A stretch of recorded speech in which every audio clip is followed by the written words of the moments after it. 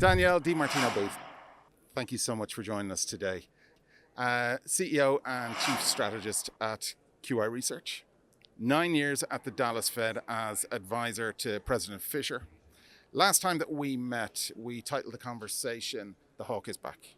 You thought that Jerome Powell was going to get more hawkish. We've had 9 hikes. We're at 475. You were bang on the money with that prediction. Where are we going from here? So I think that we at least get to 5%. And I think you also have to understand that Jay Powell is looking for a reason. He's looking for an excuse to get up to 5%. Maybe he goes again in June. His chief lieutenant, Christopher Waller, alluded to as much recently, said we might go in June. Why is that? So they're following job openings data that they know is specious, effectively. They know that Dallas Fed and St. Louis Fed a joint research paper showed that 90% of these job openings are really worded so that you can poach your competitors, closest competitors' best employees. You don't have to train them, no cost, but it's not a real reflection of slack in the labor force. And Jay Powell knows it. He also knows that the inflation measure that he's following, super core inflation, core services, net of shelter, it's gauging healthcare costs. It's gauging costs that don't go down. And it didn't even exist. You couldn't pull it up on Haver Analytics or Bloomberg before he just created it out of thin air. So God bless him. But why is he doing that? I think he wants to do something that none of his predecessors, including Paul Volcker, by the way, was able to accomplish, and that's getting the Fed funds rate up and keeping it there. His last press conference, he was asked pointedly, are you going to be lowering interest rates in 2023? And he said no. So even if May or June are the last rate hikes that we see, I think we need to be prepared for if nothing really breaks, if nothing systemic happens, if you don't wake up one day and the largest high yield ETF is no longer taking redemptions. If something really awful doesn't happen, then I think we have to be prepared for interest rates to stay at a high level throughout the rest of the year. But it's not just the absolute level of interest rates, it's actually the speed as well at which they got here, which is faster than any stage in history. And that's having an impact. There are consequences for that. It is. This is a very aggressive tightening campaign. We are feeling that lag effect sooner than we otherwise would if it was just a glacial 25 basis points at a time, little by little by little. What Alan Greenspan did, which led up to the housing bubble, because that was just 17 25 basis point hikes in a row. This has been a bull in a china shop. Rate hiking cycle. I think the level's no longer what his focus is, but again, maintaining rates at a high level, that means he can keep shrinking the balance sheet in the background, which is its own form of monetary tightening. And I think he's dead set to continue doing that. People are screaming about discount window lending and don't understand that liabilities on the Fed's balance sheet, notes are created alike. They don't understand that we just came through the biggest week of quantitative tightening, $49 billion in 1 week in April. And May 3rd, we've got another $50 to $60 billion of treasuries rolling off that balance sheet. He wants to keep that tightening going on. And do you think that what happened with Silicon Valley Bank is giving them any pause for thought? Oh, I think that yes, I do. And I think that is why they're trying to disaggregate the level of rates from keeping rates high.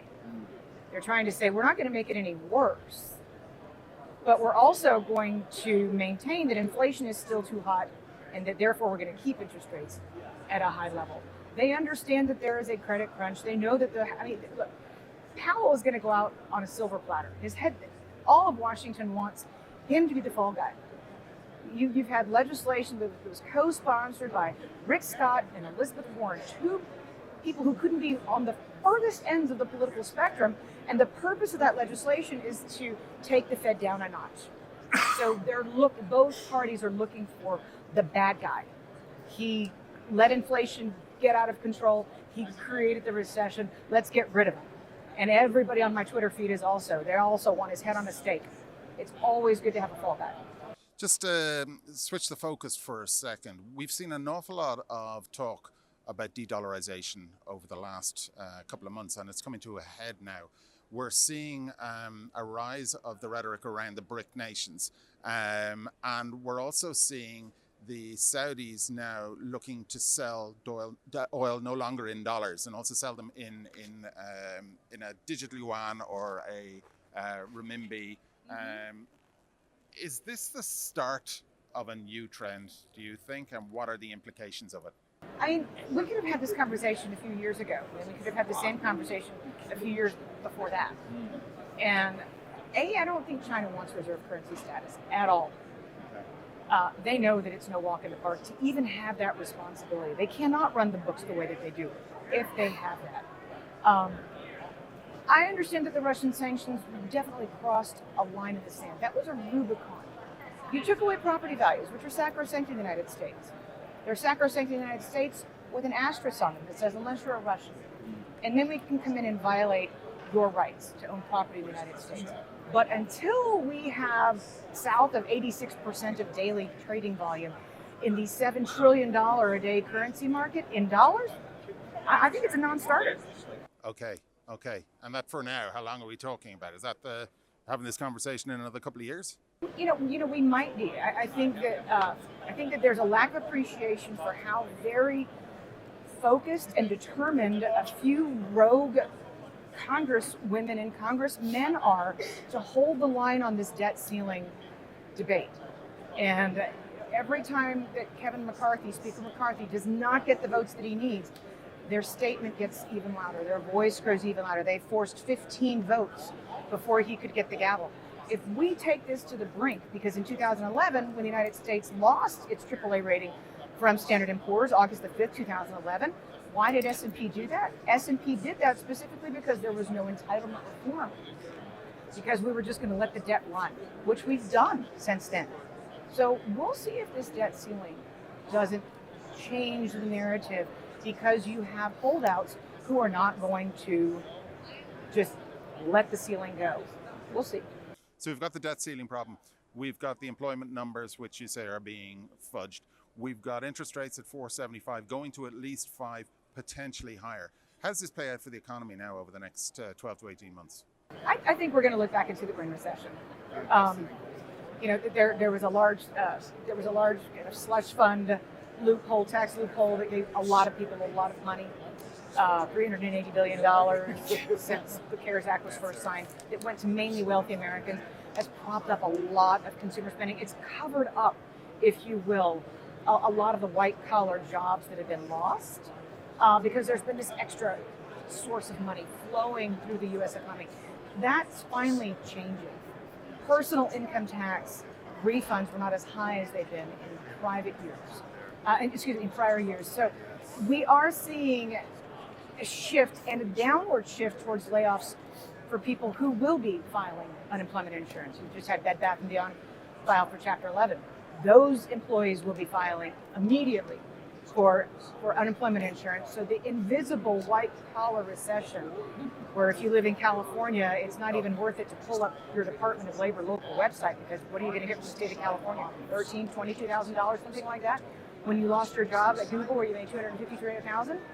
So the invisibility of the white-collar layoffs that we've seen, it's going to be more visible going forward. And implications for the stock market then in towards the end of the year? If Powell holds his ground, I think that the stock market will eventually have to wake up and recognize the recession, recognize that we're already having bankruptcies erupt at the fastest pace since 2009. So whatever it is people are waiting for, it seems to be arriving. Right, so we're in for a bleak fall and winter potentially.